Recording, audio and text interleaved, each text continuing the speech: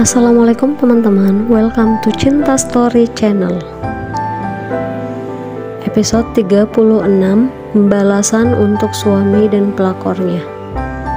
Buat teman-teman yang belum subscribe, dukung channel ini dengan cara tekan tombol like, subscribe, dan juga tekan tombol notifikasi loncengnya, biar kalian dapat updatean selanjutnya dari Cinta Story.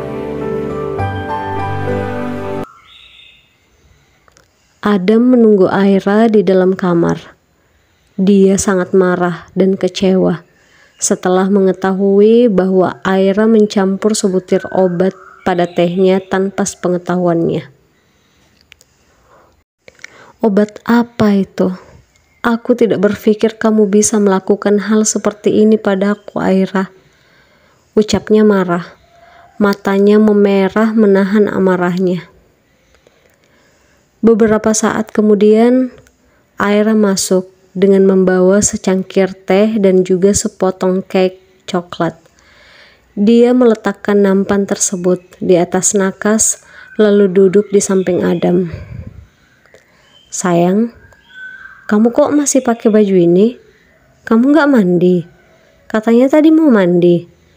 Tanya Aira merasa heran. Padahal dia tadi kembali ke kamar. Tapi Adam berada di kamar mandi. Bagaimana bisa dia ternyata tidak mandi? Gak jadi, lagi malas, jawab Adam. Dia masih berusaha mengendalikan amarahnya.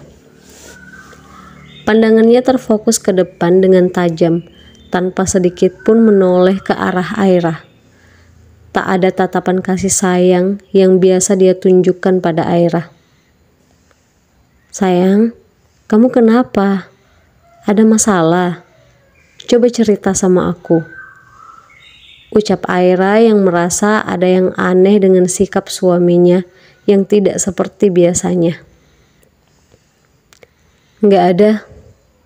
Kamu keluar saja dulu. Aku mau istirahat.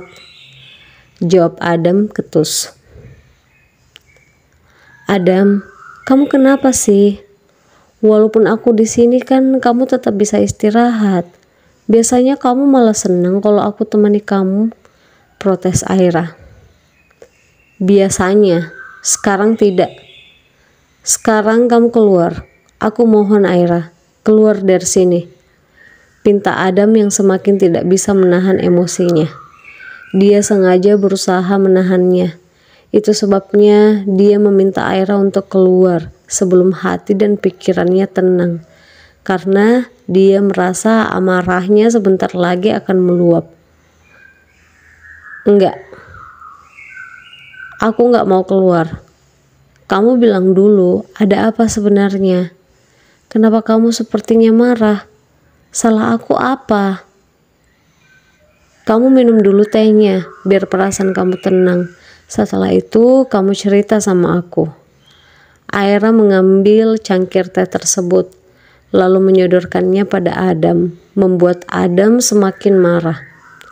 Enggak, aku bilang keluar. Tolak Adam dengan marah sambil mendorong tangan Aira yang sedang memegang cangkir itu. Hingga cangkir yang berisi teh tersebut jatuh berserakan di lantai. Adam, kamu kenapa sih? Kamu benar-benar keterlaluan. Aira akhirnya menangis. Untuk pertama kali dalam pernikahannya dengan Adam, dia melihat Adam semarah itu atas kesalahan yang dia sendiri tidak tahu letak salahnya di mana dan apa yang terjadi. Aira langsung keluar dari kamar tersebut sambil menangis. Sementara Adam merasa sedikit bersalah dan tidak tega pada Aira karena membuatnya menangis.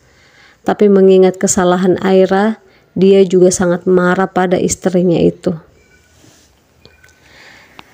Setelah kejadian itu, Adam tak lagi mau bicara pada Aira. Dia hanya diam, seolah tak peduli pada Aira. Dia juga tidak ingin memakan makanan atau minuman yang Aira buat. Adam, sarapan sama-sama yuk. Aku udah siapin nasi goreng sama susu buat kamu. Atau kamu mau makan buah?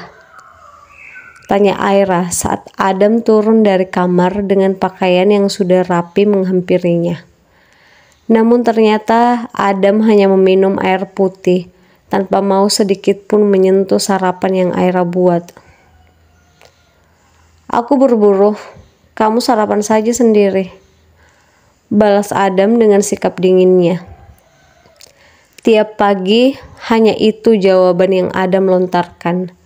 Dan jika malam, Adam bilang sudah makan di luar sebelum pulang. Adam langsung beranjak pergi begitu saja tanpa berpamitan pada Aira.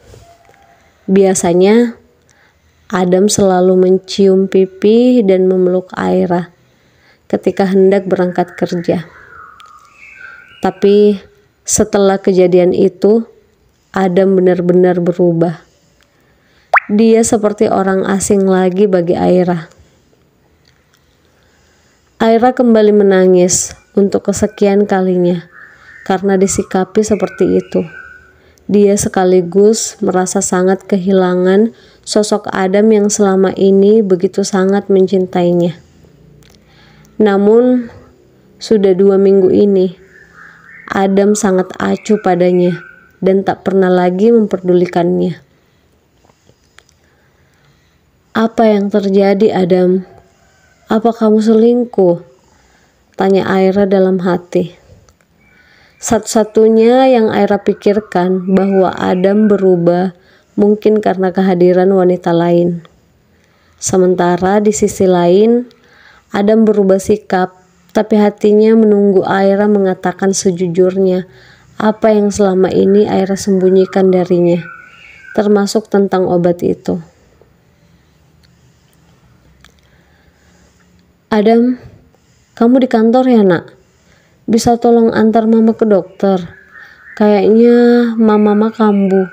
Papa lagi ada kerjaan di luar kota, pinta Bu Cynthia saat menelpon putranya. Kalau begitu mama istirahat dulu, mama tunggu Adam ya. Adam langsung ke sana sekarang.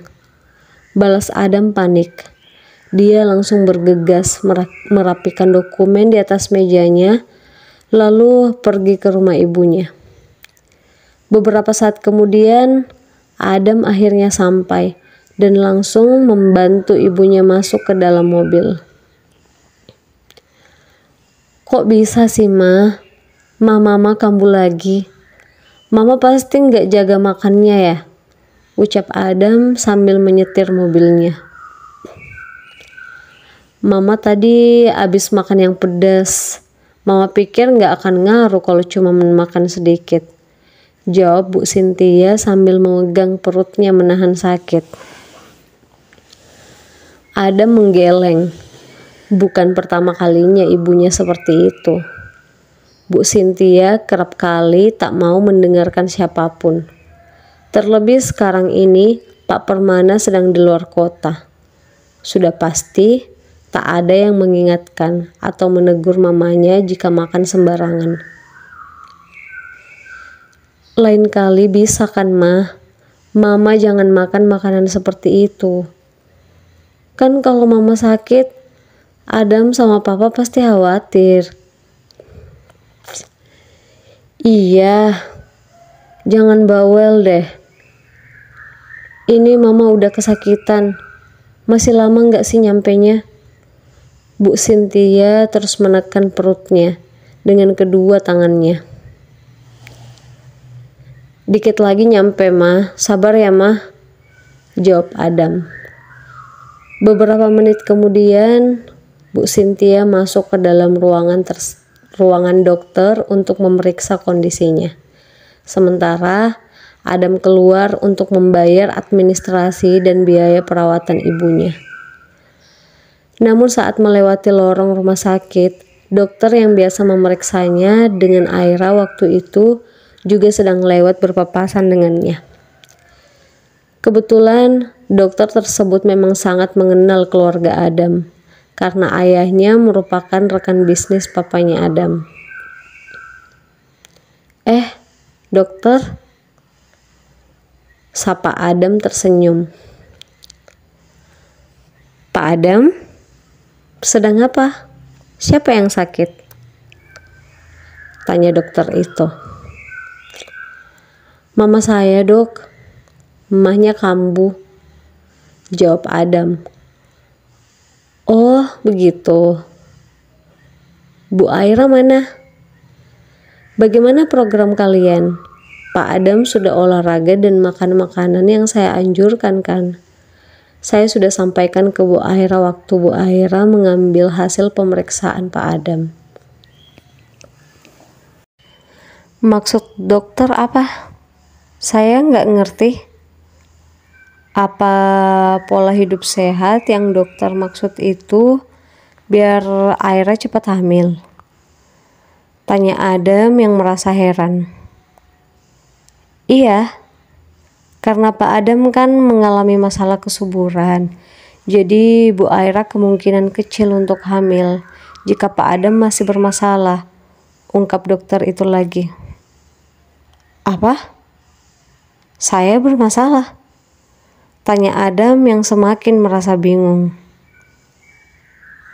Loh, memangnya Bu Aira tidak bilang ke Pak Adam? Pak Adam mengalami oligospermia. Jumlah sperma dan kualitasnya cukup buruk, jadi akan sangat sulit untuk membuahi sel telur, jelas dokter.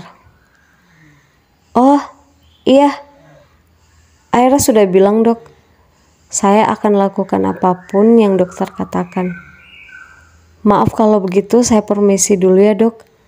Saya harus ke ruangan mama saya dirawat, ucap Adam berbohong. Dia semakin marah pada Aira karena telah membohonginya selama ini.